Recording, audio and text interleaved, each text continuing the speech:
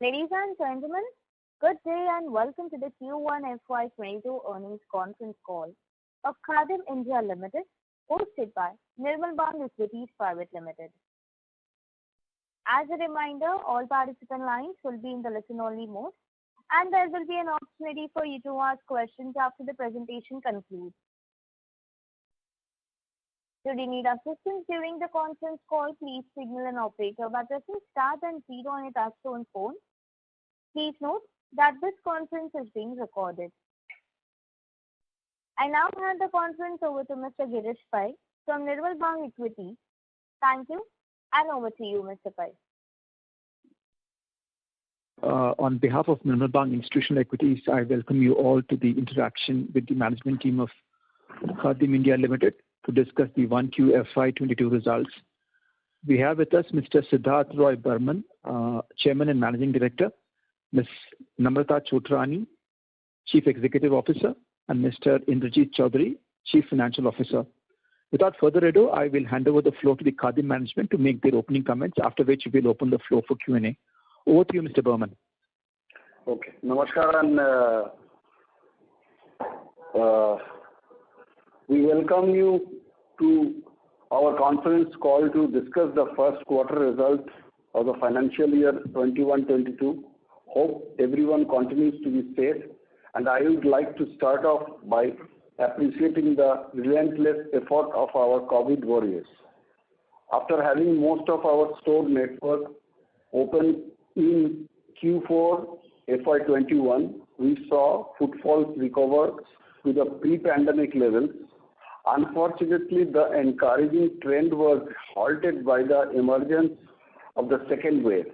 The lockdowns following the second wave led to closure of stores from April to May, and we reopened some stores in late June. However, the impact on business was not as severe as what we saw in Q1 FY21. As we were better prepared this time, our strategic initiatives throughout the pandemic, like store calibration, raw materials, and inventory management, have all helped ease the impact of lockdown in Q1 FY22. Hence, we saw considerable improvement year on year in the terms of revenue and margins. Retail business has stayed at good recovery, and distribution business continues to do well. We have uploaded a comprehensive presentation explaining our business model and summarizing our results. Hope you had a chance to get through the same. Coming to our performance for Q1 FY22 on a year-on-year basis, compared to Q1 FY21, the total revenue increased 46% from 60.4 crores to 88.2 crores. The revenue from retail segment is up 75% from 22 crore to 38.7 crore. The revenue from distribution segment increased 26% from 39.8 crore to rupees 50 crores. Gross margin saw significant improvement from 41.4% to 43.7%. EBITDA loss has narrowed down 36 lakhs from 14.2 crore. Khadim India is committed to maintain the highest standard of hygiene and safety in our store. Most of our company staff members have now been vaccinated, and we are also taking steps to vaccinate staff in stores. It gives me immense joy to announce that we will be shifting our corporate office to a new modern premises next month. We thank everyone for this support and look forward to delivering value to all stakeholders. Namaskar.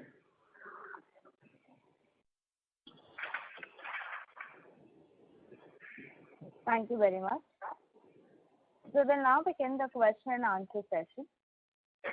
Anyone who wishes to ask a question may press star and one on the touchtone telephone. If you wish to remove yourself from the question queue, you may press star and two. Participants are requested to use handsets while asking a question. Ladies and gentlemen, we will wait for a moment while the question queue assembles.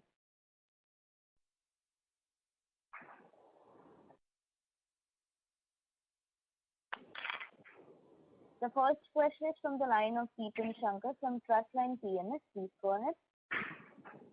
Good evening, everyone, and thanks a lot for the opportunity.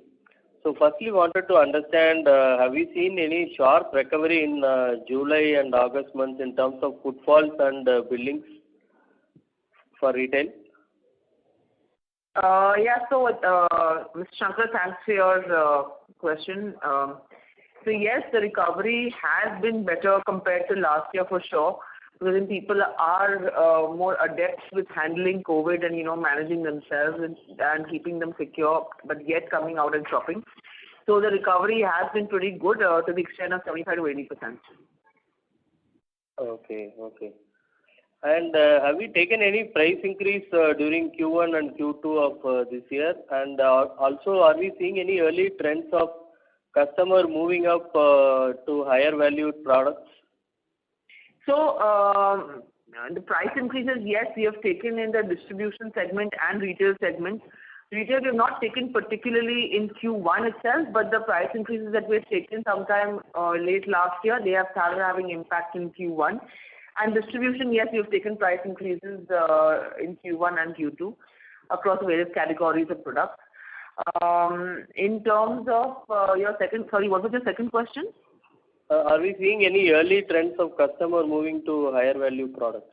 So yes, there is premiumization definitely happening in terms of the sub-brands as a percent of sales. We are constantly seeing an improvement. Just to give you a perspective, the sub-brand as a percent of sales in Q1 FY22 is in 55% versus 51% the previous 2 years in the first quarter. So we are definitely seeing premiumization in products. There is normalization in buying compared to last year.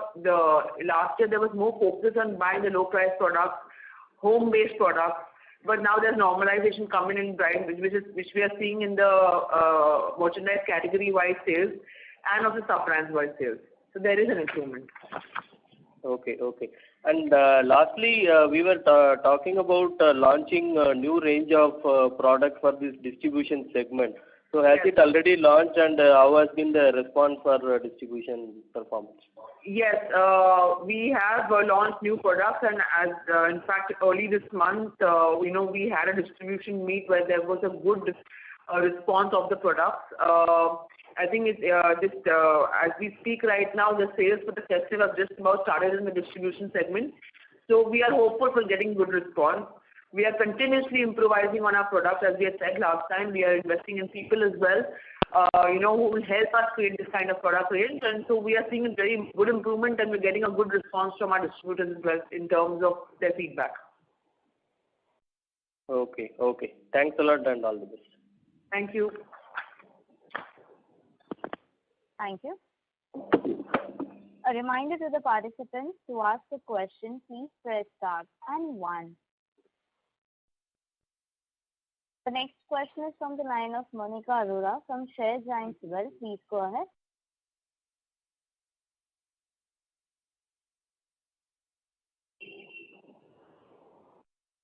As the participant left the queue, we will move to the next question, which is from the line of Naitik Modi from OHM Portfolio. Please go ahead. Hi, thanks for the opportunity. 2 questions. One is, could you share the volume numbers for FY21 for both retail as well as distribution? Sorry, can you repeat the question? You're a bit and can you be a bit louder if you don't mind, please? Volume numbers for FY21 for both retail as well as distribution. FY21 or Q1? Yeah, FY21.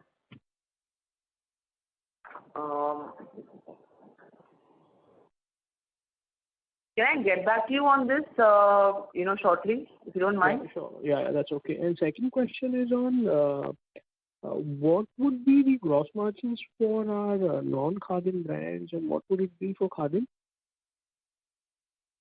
Generally, the margin for non-Khadim is the mother brand is slightly 2% lesser than the sub brands. Hello. Okay, so what would that be? What would the number be? Sub-brand margin would be in the range from 52 to 55%, and in Khadim it is 48 to 50%. All right, fine. Thank you.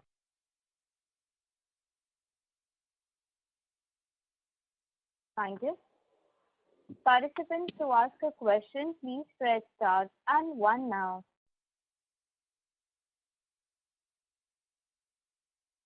The next question is from the line of Monica Arora from Share Giants Wealth Advisors. Please go ahead. Yeah, thank you for giving me this opportunity. So due to the pandemic, we are seeing that a lot of brands are offering discounts basically to pull customers. So just wanted to understand how is the situation with us? Are we also offering discounts to pull customers? Can you throw some light on that? Thanks for your question, Monica. Yes, we are offering discounts, but it is mainly from a two-pronged perspective. One, as you rightly said, customers are looking for deals right now, and it possibly is more of a strategy to get footfalls in more than it's a marketing tactic more than a business tactic. But having said, it's also helping us liquidate the older stock, which is in our system. So it's helping us, in both the ways. It's not coming at the cost of, severe gross margin impact also. So I think it's pretty okay as of now. Okay. And are we also we see in various brands, they are having a different category for online segments and different category for their on-store sales. So are we also having this kind of arrangement for our online sales? Yes, we are having. So we have, I think as you've said in the last couple of calls, we have omnified all our stores, what this basically means is that any customer who walks into our store, if there's unavailability of size or color of the choice, it is delivered to them from the closest possible store in the next few days. Number one. Number two is also we are proactively reaching out to our loyal customers and possibly servicing them in terms of sales, reaching out to them in terms of digital catalogs and, also their the WhatsApp links to be able to encourage them to buy online. So we are seeing a good amount of impact over there. Secondly, as servicing the online orders of our website and Myntra orders and some of the other websites through the through the stores as well.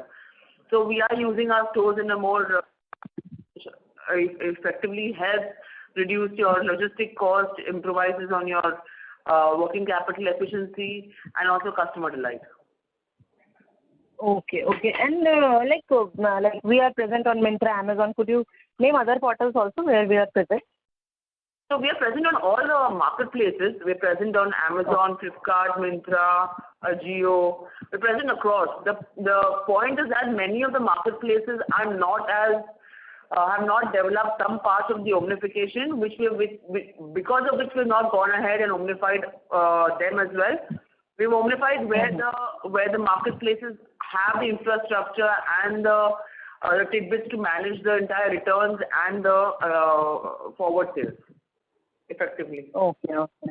And it's right in the previous quarter, you mentioned that your e-commerce sales has been the highest, e-commerce sale has been highest in the company's history. So does that remains the same for this quarter as well? And also, if you can throw some light on what is our strategy going forward for the online business, and how, because once we are selling online,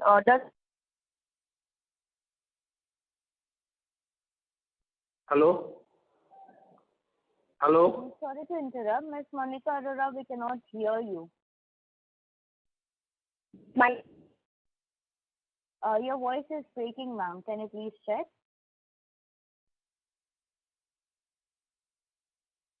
Hello?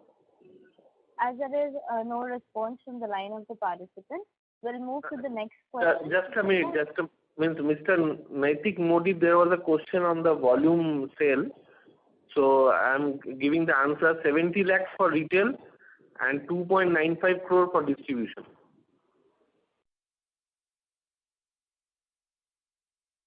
Thank you. A reminder to the participants, to ask a question, please press star and one. The next question is from the line of Amit Ketan from Laburnum Capital. Please go ahead. Hi, good evening, and thank you for the opportunity.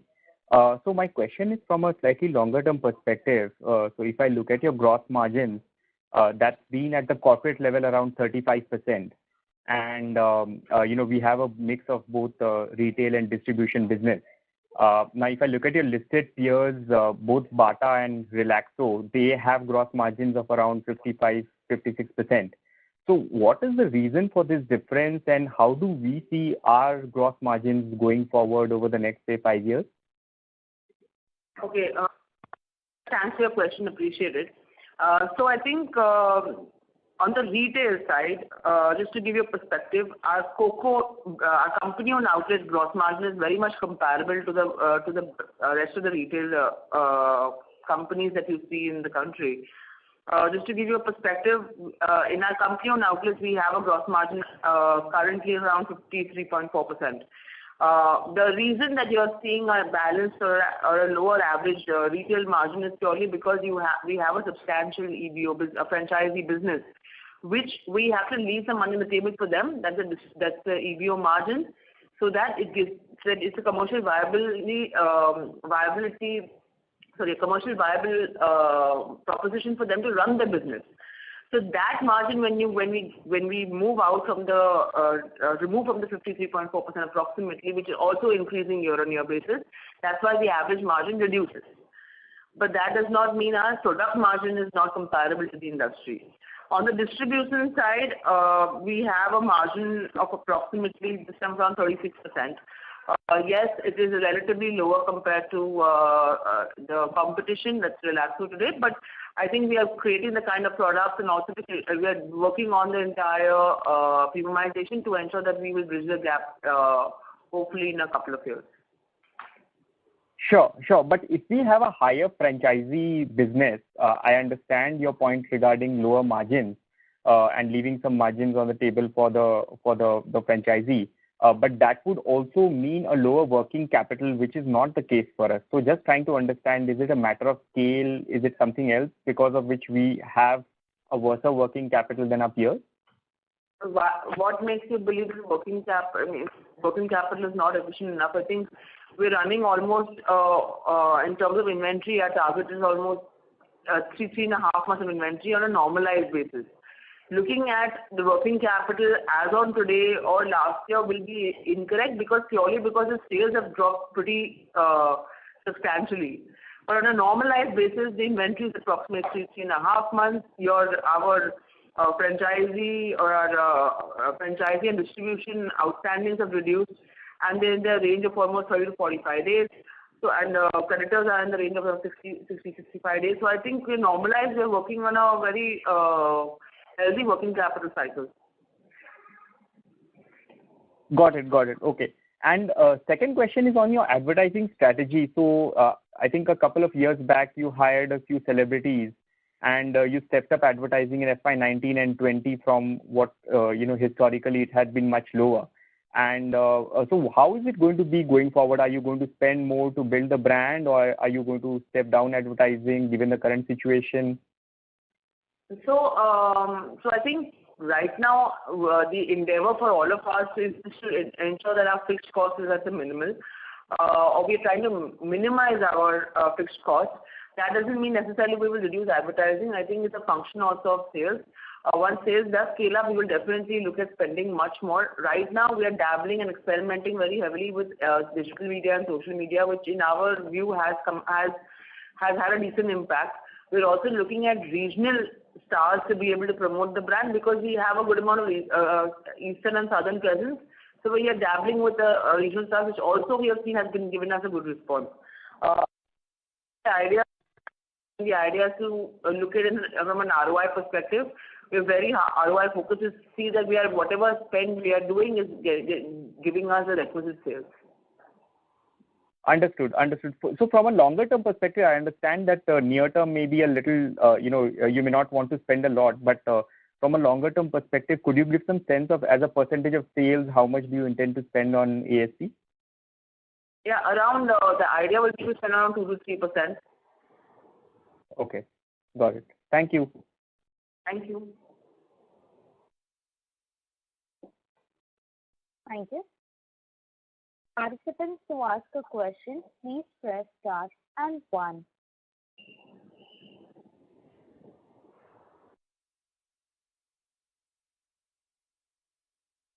Ladies and gentlemen, to ask a question, you may press star and 1 now. The next question is from the line of Girish Pai from Nirmal Bang. Please go ahead. Yeah, I just wanted to go back to the answers you'd given last quarter when we had a similar call regarding going back to a 10% EBITDA margin. I suppose this is pre-Ind AS 116. When do you think we can see this at the earliest, and what are the elements that are going to drive this forward?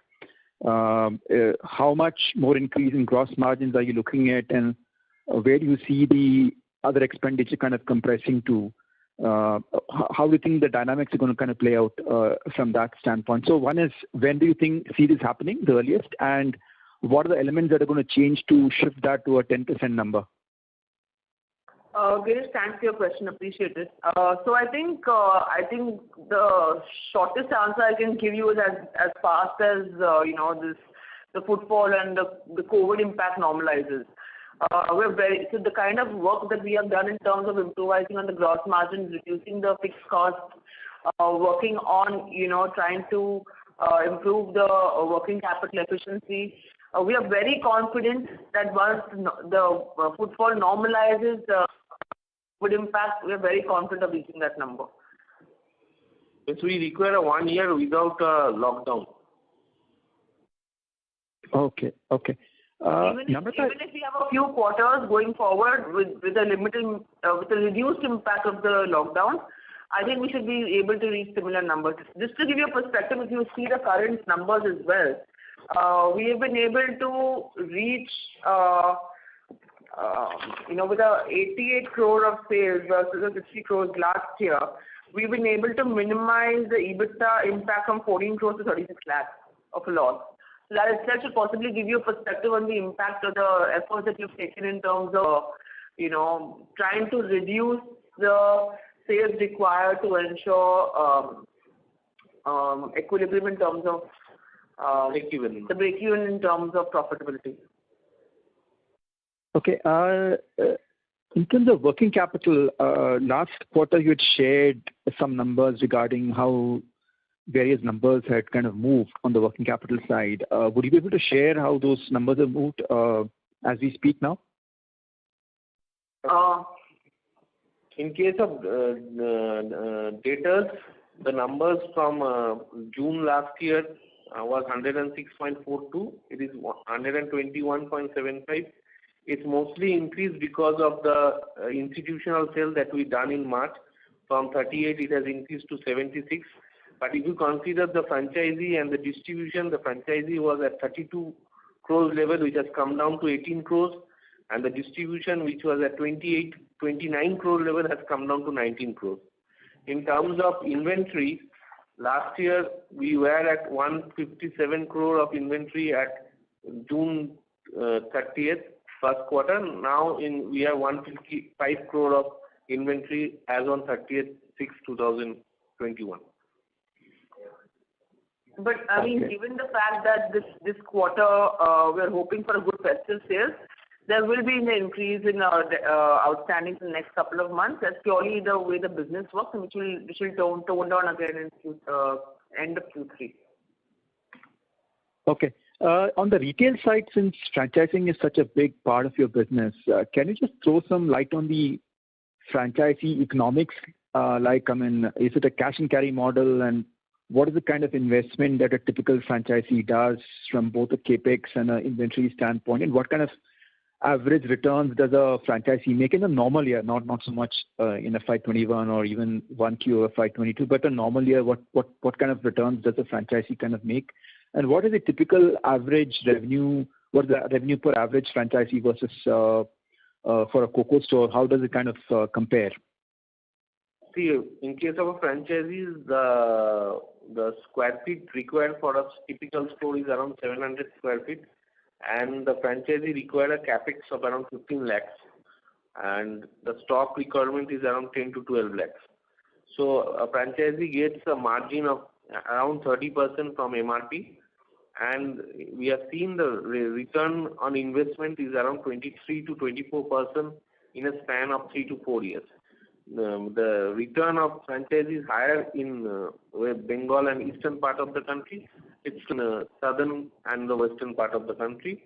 So we have seen this year we are expecting around 75 to 80 franchisees to be opened this year. Okay. I'll go back into the queue and I'll come back later. Thank you. Participants, to ask a question, you may please press star and 1. The next question is from the line of Nikita from Galaxy Investment. Please go ahead. Thank you for the opportunity. I wanted to understand what is the situation on our store, like a number of stores which are opened or operational now, and also what is your the rent? Are you paying the full rent for those shops, or is there some concession or discount given? We now at present all our stores are open, means partially, or 5 days in a week. We have 220 COCO outlets, all are open. Maybe in some weekends there is a closure in Odisha and Northeast. And in terms of rental concession, last year we got a savings of around 7.8 crores. This year also we have negotiated with the landlord. Till now we have got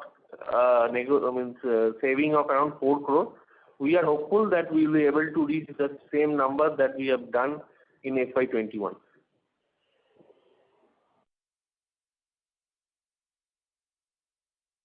Hello?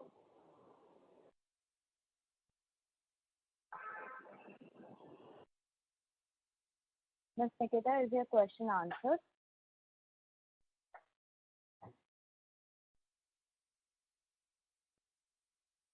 Ms. Nikita, can you please unmute yourself from your handset and go ahead?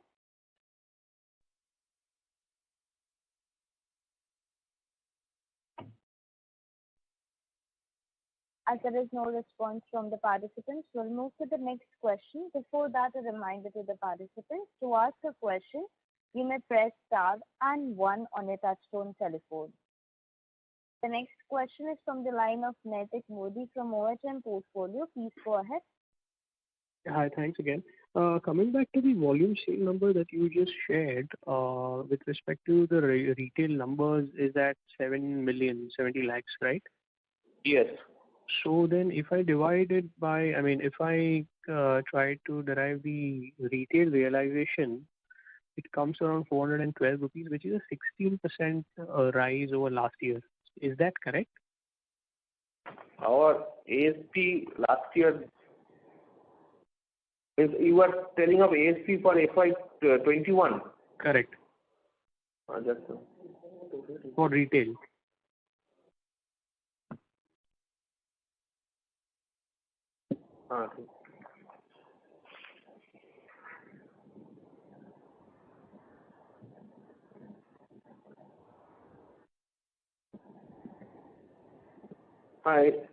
It's more or less correct. Okay, and what has led to this huge jump in realization growth? Because of the premiumization that we have done and other impact is the increase of sub-brands. Okay, and is this sustainable, or with higher volumes this might taper down? No, it's in FY21 while there is a pandemic, if we are able to increase the ASP, in normal year we will be able to carry on that thing. Okay, so you think it might sustain with volumes growing? Yes. Okay, thanks. Thank you. Ladies and gentlemen, to ask a question, you may press star and 1. The next question is from the line of Monica Arora from SGW Advisors. Please go ahead. Yeah, my line got disconnected. So I was asking a question upon how is the quarter, in the previous quarter, like you said, that the e-commerce sales were highest in the company's history. So how are you seeing the sales now through e-commerce especially, and what would be your strategy going forward on the online business, and how can it affect your on-store sales?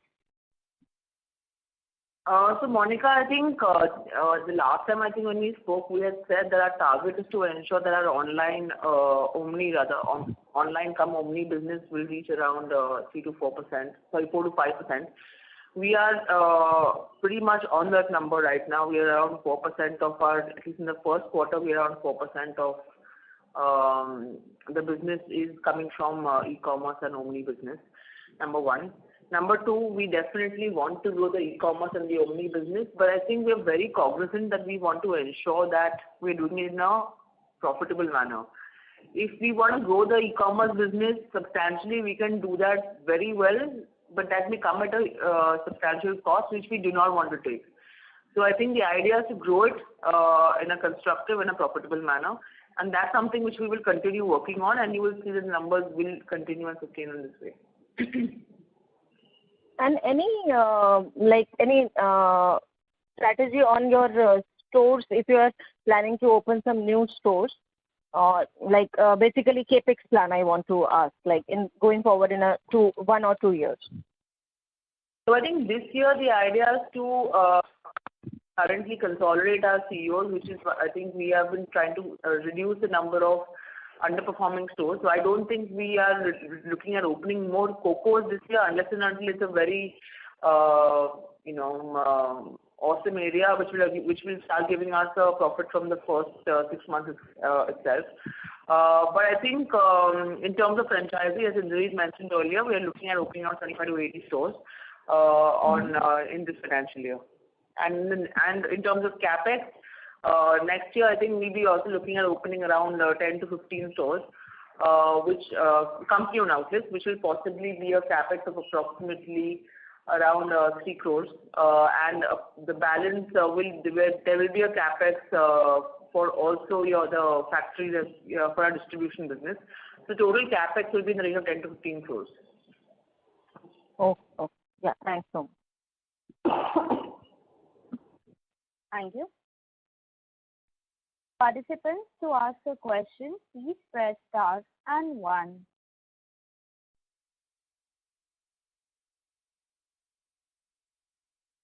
The next question is from the line of Girish Pai from Nirmal Bang. Please go ahead. Yeah. The online margins, I just wanted a sense of how they are, and what if you mentioned about 4% is coming from Omni? How much is it from if you have your own web store, how much is it from there, and how much is from a third-party store, third-party online store? And what is the kind of margins you're making there right now? Or do you think, had things been normal, would they have been equal to the 10% number, or how much lower would they have been lower by compared to the aspirational 10% margin that you kind of look at? So I think the breakup of the sales channels, I think on the website and the platform, that we can give it to you offline, Girish. In terms of the margins, I think it will be lesser than 10%. Please appreciate that we are not a very high ASP or a high price brand. When it comes to logistic cost, it comes to approximately purely because of the ASPs that we are leading in. The logistic cost is on the higher side, which can almost go 20%. So we are not really, it's not 10%, it's below 10%, but we are looking at ensuring that we are able to get to the ideal 10% number, which is what we make in the offline sales. And is the assortment online, how different is it from the offline store? I don't know whether this question is asked. How different or same is it compared to the offline store? So the range is similar to the offline store, except for the fact that we have reduced some of the very low price products, which is not commercially viable to sell online. Given that the logistic cost, the commissions, the marketing cost, the returns, and also the other agency costs, it's not viable to sell very low price products. So we have put a certain benchmark, and that depends. That's different from the various marketplaces and the various platforms depending on the cost structure with all of them. But we have an e-commerce exclusive line as well, which we don't obviously service through our offline stores, which is only meant for online sales. Okay. There is talk of an IPO or IPOs from two or three footwear players in the next 6 to 12 months, and you know the names that are floating around. Have you seen any kind of extra aggression from them in the market wherever you're present, on the ground? Actually, most of these names that you're talking about, they're not very strong in the markets that we are, and vice versa. So I think we're not seeing it as much over here. Maybe you can ask the other listed competitors. They'll possibly be able to give you a better perspective. Okay, thank you. Thank you. Participants, you may press star and 1 to ask a question now. The next question is from the line of Naitik Modi from OHM Portfolio. Please go ahead. Yeah, hi. Thanks again. You spoke about expanding or adding on to franchisees and COCO stores. So what regions are we specifically looking to add these stores? We're looking at adding these stores in the east and the southern markets, wherever there is option of penetration. Because in the southern markets, there's still significant chances of penetration. But at the same time, we're also looking aggressively on the northern and the central markets. Okay, so when you are adding new stores in East, where do you think, as per your internal analysis, is that whereby you feel that, okay, we've reached sort of saturation within the Eastern markets because that's your strongest market? You're asking when do you think we'll reach saturation?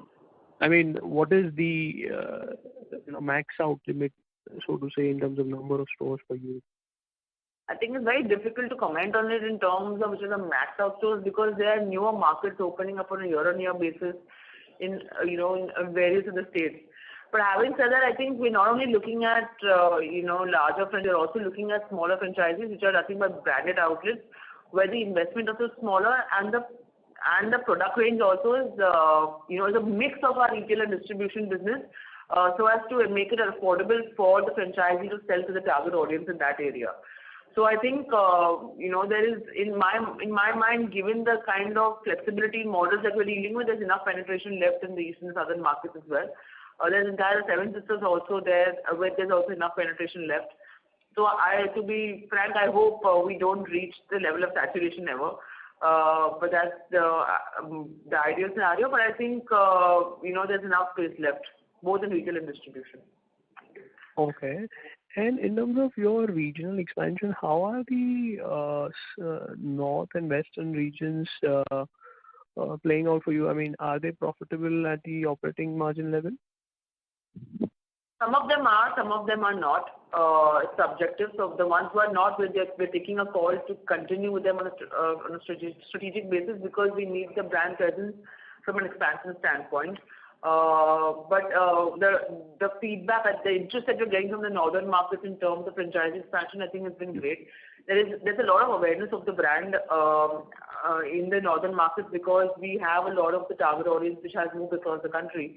And also, the kind of product range and the price points that we are dealing with, the kind of range that we are dealing in on the retail side is for the entire family, for all the occasions.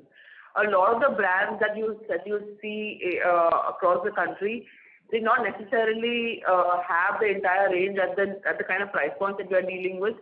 And a lot of the brands which have a larger range don't have the kind of price points. So I think we have a good mix. Our product offering is very good, and there's a lot of interest coming in. Because mind you, the kind of economic scenario that we are in right now in terms of disposable income, people are very happy to see affordable fashion footwear. The demand has been, and the interest from the franchisees and the customers wherever we have opened back. As we speak, last 2 weeks back we opened a store in Delhi. I think we've got great response in the market, and we are expanding aggressively. We are making a plan to expand aggressively there as well. So I think the response has been great. Okay. And for us as a company, which is a more or rather, which is a ROC accretive or higher ROC business? Is it the franchisees or is it the COCO model? If you see, if you compare both of them, it's more or less same. Means the margin we derive from franchisee and the EBITDA from the store level more or less comes to same. What happens is in COCO we have a capex investment, and in case of franchisee we don't have a capex investment. Right. So the capital employed in COCO would be higher as compared to franchisees. Is that correct? Franchisee there is no capital employed. It's only the working capital. Exactly, the working capital employed there. So in terms of the profitability, it is similar in case of mature stores. In terms of ROI, as Indri said, we are better off. I mean, the franchising model is obviously better. So that's why in normal year when we open shop, means we open around 15 to 20 COCO and around 70 to 75 franchises. So there is a 3:1 ratio of opening the store. So what is the strategy? What is the strategy there in terms of why have two models? Why not have one model? I mean, what's the thought process behind having? For penetrating the brand in the newer markets, you need the COCO, because what happened historically, if you see, first we opened our COCO in Calcutta, and then only our franchisee growth came. So to penetrate a market, we have to first open a COCO, exploit the market, see the market, and then only your franchisee demand will come. So you have to be present with a COCO in a particular state, and then only you can expand the franchise. The same thing we have done in South also. We opened stores in Chennai, Hyderabad, and Bangalore. After that, the franchisee followed. Okay. So is there? Do you internally look at any particular number in terms of the ratio of let's say franchisees to COCO stores? As I have told you that it's 3:1 or 4:1 every year we open. Means last 2 years we are not opening COCO because of this pandemic. But in a normal year we used to open around 20 COCOs and around 70 to 75 franchises. Okay. So there is a mix of both the things. Okay. Right. Thank you, sir. Thank you. Ladies and gentlemen, you may press star and 1 to ask a question now.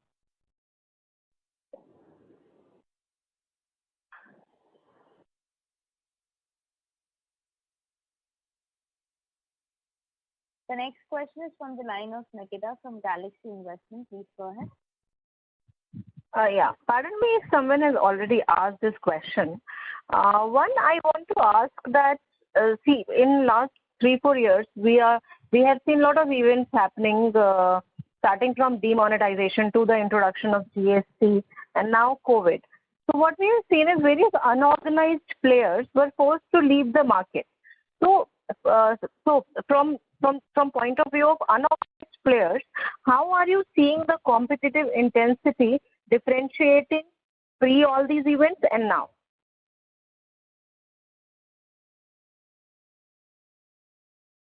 So competition, the competition is definitely there. If you see a lot of the unorganized players' business has been converted to distribution business. That's why you're seeing a lot of the distribution players doing so well, and distribution business also doing so well. Be it in terms of Relaxo, there's Aqualite, there is Action, there's Paragon, VKC, there's Khadim, so we are all I think we are the only unique brand which I think are able to dabble between retail and distribution decently well now. But a lot of the distribution players are getting the benefit of the unorganized to the organized market, and that's why you're seeing the kind of business improvement there. And another thing is that in terms of GST and Notbandi, there was a limit of 1.5 crore in GST. So unorganized player was less than 1.5 crore. So that GST doesn't impacted them. And in terms of notes also, unorganized can carry on with the new notes also. The thing that has impacted them is this COVID, but that benefit has not passed to the organized sector because the organized sector footfall has also gone down. So once after the COVID, when the impact goes off, the unorganized players are gone off, then only you can see the benefit Mm-hmm. Okay, okay. And second is all these local brands, like local as in the e-commerce I'm talking about, all the private e-commerce brands like Reliance has its own brand, Big Bazaar has its own brand. So how is the competition from those brands? And if I talk about the quality, how your product is different from those? So I think, a lot of the brands are trying to dabble in private label, and I think we wish them all the best, because it's always good to have a healthy competition. But I think our strength, to be frank, has been the kind of product and the price point that we are dealing in. I've not seen a lot of other brands being able to provide the kind of variety that we are providing at the kind of price points that we are providing. As I said in my calls earlier, a good branded pair of men's loafers, if you're going for $9.99, you don't find too many options like that. Yes, in the unorganized market you may find, unbranded you may find, and organized and a branded play are very limited options. A leather pair of formal men's shoe, we are able to sell it at almost $11.99 today. You won't find too many brands being able to do that. So, and not only the men's side, and the women's side as well. We've got a very good range, starting from almost $399, $499, ending at approximately 300 rupees. A lot of the brands, the starting price point is approximately at $999 or $700 or $800. So I think it's the variety. We have almost 1,400 lines SKUs, and the average and 80% of our items are below 1,000 rupees, which is our strength. So I've not been able to see the kind of number of brands being able to offer the kind of variety. So I mean, competition is good. It makes us stronger. It makes us try to do better. But I think we've been able to manage, I think, a more affordable fashion footwear across the entire gamut of merchandise categories compared to the other brands. Thanks so much for answering the question so patiently. Thanks. Thank you. Thank you. Participants, you may press star and 1 to ask a question. The next question is from the line of Harish Shah from HS Investment. Please go ahead. Thanks for the opportunity. As we have just mentioned right now that you have SKUs at the various attractive price points, and I have noticed that there's a vast product portfolio that you are having right now, which is of a modern and trendy look. So does that mean that we are targeting millennium target group customers? Hemant, thanks for your question. Really appreciate it, and I think it's a very valid question that you asked. Yes, I think over the multiple calls in the last few quarters, I have been suggesting and reiterating the fact that we are working very hard internally to ensure that we are coming up with a more colorful, vibrant range of products for the younger audience, because I believe a lot of the 40, 45-year-old plus people, they already know the brand and what we have to offer, and we already have a very strong loyal customer base. What we're trying to do is just trying to attract the younger crowd of people, and for that we need to ensure we have the right product mix. And we're working very hard. We're investing on people. We're investing in production. We're investing in vendors to ensure we're able to come up with this kind of range, and we are seeing the change coming in. But we also at the same time are trying to communicate also effectively to the target audience through our digital media and social media campaigns, that there's more awareness of the kind of change that we're bringing in. I think in the next couple of quarters we'll possibly update you more in terms of the change we're doing and making in the retail experience, and then possibly it will help you understand better the kind of work that we have been doing. It'll be great if some of you have questions and want to see the kind of change in production. It'll be great. We can host you at our office, and possibly you guys can see the kind of new introductions that we are experimenting with. As we speak, we are conducting a lot of shoe lines. We are doing selections of products which will be ranged and tested in the next 3-4 months, which will be introduced in the next financial year as well. The next SS20, the Spring Summer 20, Autumn Winter 20, and the Managed Collection 22. Very sorry. So I think there is a lot of effort going on to make the product range much more younger, relevant, vibrant, and colorful. Really appreciate. Thanks for your detailed answer. One last question from my side. Could you highlight what is your expansion strategy for the West and the Northern markets? So I think this year we're looking at the Eastern UP, Western UP, Delhi NCR area. We're looking at MPCG. We're also looking at some parts of Gujarat and Maharashtra. They don't necessarily need to be the metros and the mini metros. They can also be tier 2, tier 3 markets, depending on, we've done an entire micro market exercise where we have listed, the various, state-wise, city-wise, micro market-wise, where the potential market is present, and what are the other brands, which are the other brands in those markets, and where we would be positioned well enough. I don't think we are intending to be a very high fashion mall kind of a brand. I think we intend to stick to our core, which is affordable fashion footwear, and for that we intend to be in a high street market. So that can range from tier 1 to tier 3, wherever that we are getting a commercially viable market across the states that I mentioned. And besides the newer market, as I mentioned to you, our existing markets in the eastern side, which is Bihar, the Seven Sisters, Bengal, Orissa, and the southern markets are always there. So we get a lot of incoming interest, and also we are using a lot of the other platforms, offline and online platforms, to garner interest for franchise expansion. Okay. So any number of stores, like any ballpark numbers, if you can share the number of stores that you would be coming with? So the target is around 75 to 80 stores. Okay, that was helpful. Thank you. Wish you all the best. Thank you. Thank you.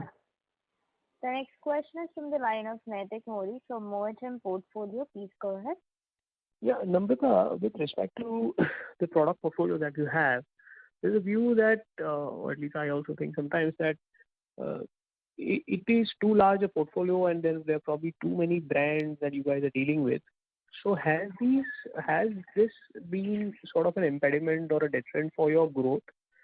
Also, is there a brand within our portfolio which is not doing well for us, and we are looking at, doing away with it? Is that something in the pipeline? I think thanks for your interest and your question. I think, see, the sub-brands that we have, there are many private labels, but I think the way we have positioned each of the sub-brands is focusing on different merchandise categories.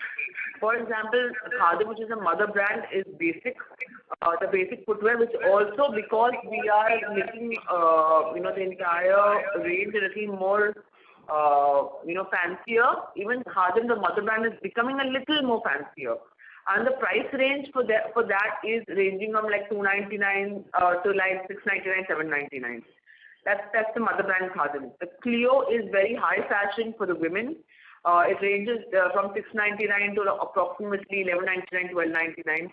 Sharing, we are positioning very strongly as a brand for the working woman. So we have the range, flats to heels to stilettos to, wedges for the working women. You have Lazard, which is for the younger man, which is loafers, moccasins, sandals, chappals, some formal shoes for like the age group of approximately 18 to like 30 odd years. Soft touch is for a very comfort footwear. For the women and men whose main focus is comfort, but at the same time we're trying to make that also a little more fashion driven. British Walker is handcrafted, leather footwear for the working man. Pro is sportswear, which is also growing very well as a category. Turk is a brand which is for the outdoor, more rugged and hard-on shoes. Those shoes may be, that category may have had the maximum impact in this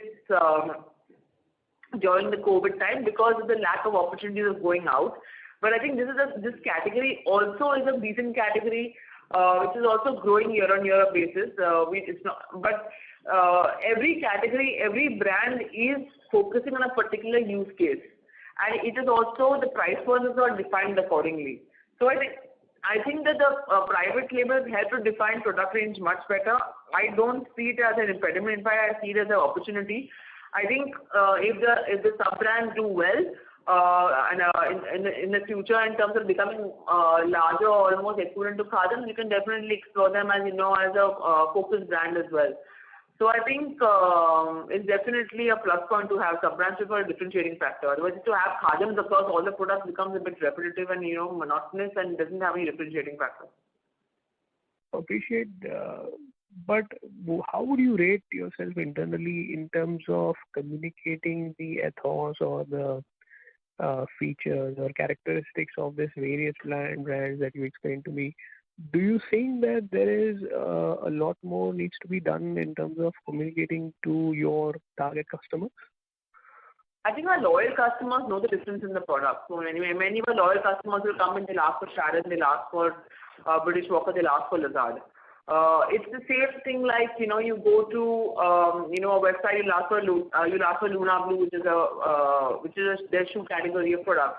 I don't think they promoted it ever externally, but I think their products have been so good that people go and ask for the product. Similarly, walk into a Bata store, you'll find a Marie Claire or Naturalizer or Hush Puppies, which historically they're not really promoted differently, but because if you're a regular customer into Bata, you will know the difference between what a Marie Claire or a Naturalizer or a Dr. Scholl's or a Hush Puppies is. Okay, but wouldn't that be sort of a limitation in terms of the loyalty, or rather the loyal customers being concentrated, let's say, in the eastern region, which will not be the case with your newer regions where you are diversifying? Yes, so I think the loyal customer, we will start developing a loyal customer base in the newer markets as and when we go over there. And people will get to know what the differentiation in brand, because that's what our sales staff also is trained to explain to the customer what the differentiation between the various sub-brands is. So I think it's the communication that matters, and we are also using digital media effectively to be able to communicate the difference in the various sub-brands as well. But the larger focus is to promote Khadims, is not to promote the sub-brands on social media, but internally the customers very well know the differentiation between sub-brands, as in loyal customers. And the newer markets, I'm sure that our product range, if it clicks very well, which we are very hopeful and confident, so we'll create a very strong base of a new loyal customer who will know the differentiation. Okay, and is there or are there any more than one? And also and maybe just to also add, in our stores there is the branding differentiation between all the sub-brands. Means there are placards and there are proper branding for all the sub-brands, and there's also an explanation given for all of them. Each of the tags of the sub-brands also explain what the product stands for and the category stands for, and what is the offering that we are getting. So in the store there is enough explanation for the sub-brands. Okay, great. Now my question was, apart from Khadim, are there any emerging brands which are really growing well and they also stand out in terms of the sales numbers? So I think which you might want to promote as a separate brand, let's say something like what Hush Puppies has its own store. So is there something that we have internally? So I think Crow is doing well, British Walkers is doing well, Lazard is doing well. I think it's a bit premature for us to get into sub-brand stores right now. To be fair, Hush Puppies has become a large enough brand in itself to be able to become a separate store, and it was also helping in increasing expansion for Bata as an organization. For us right now, Khadims itself as a branded store, we have enough place for penetration left across the country. So let us expand with Khadim, and then possibly we can look at expanding with sub-brands. Sorry to interrupt. May I request Mr. Modi to please rejoin the queue? We have participants waiting for their turn. Sure. Thank you. Thank you. The next question is from the line of Akanksha from Bharti AXA Life Insurance. Please go ahead. Yeah, my question is, what are the challenges that you are anticipating in while expanding into the newer markets? And are there any plans to expand inorganically? I think the challenge maybe is purely in terms of the brand awareness. But having said that, I think the kind of sales that we get once the store opens is very, very comforting to all of us internally. Purely, it's a function of the brand offering and the product offering. Today, if you have an option when you're getting entire range of products which are 1,000 rupees and plus in a particular store, and when a store opens, and you get to know that there are products available at a much, fashionable range at a much lower price point, the word of mouth spreads very well, and I think we get very good response from the customers itself. So I think our brand and our product speaks for ourselves very, very strongly in the markets that we open. In fact, we have noticed if we have a standalone store and a competitive brand opens next to our store, many a times we'll see our store sales improve, because the logic for that is that it becomes a very strong comparative keyword. उधर ये price पे product मिल रहा है, इधर ये price पे ये product मिल रहा है. So I think they realize that the differentiation in product and the product offering is extremely good, and our sales really improve. So I'm not really worried, and I think the challenges over time will reduce because of our expansion is aggressive, and I think there will be more brand awareness coming in. And having said that, because we have 700 plus stores across the country, so there is a lot of awareness of the brand, in the minds of the who may have come to the eastern southern part of the country and know the brand. So then they walk in and possibly have a good experience. So I think that is, I'm very confident of that changing from a challenge to a strength. Sorry, your second question, ma'am, Akanksha, was? Are there any plans to expand inorganically? As of now, no, yeah. I don't think we don't have such plans right now. I think we want to ensure that we are growing and expanding Khadim Ganji very well. Thank you. Thank you. Ladies and gentlemen, as this was the last question for today, I would now like to hand the conference over to Mr. Girish Pai for closing comments. With that, we come to the end of this interaction with Khadim management. Would like to thank it for giving us this opportunity to host this call. Thank you all for taking part, and have a good day. Any closing comments from the Khadim team? Thank you for your time and your interest in the organization. We are working very hard internally to ensure that we are able to live up to the brand expectation and deliver value to stakeholders connected to the organization. And we hope to be in touch with all of you on a regular basis. And please feel free to reach out to us in case of any questions and clarifications. And we are also happy to host you guys in our office and showcase our entire range of products to you on a regular basis. Thank you so much. Thank you. Thank you. On behalf of Nirmal Bang Equities, that concludes this conference. Thank you for joining us, and you may now disconnect your lines.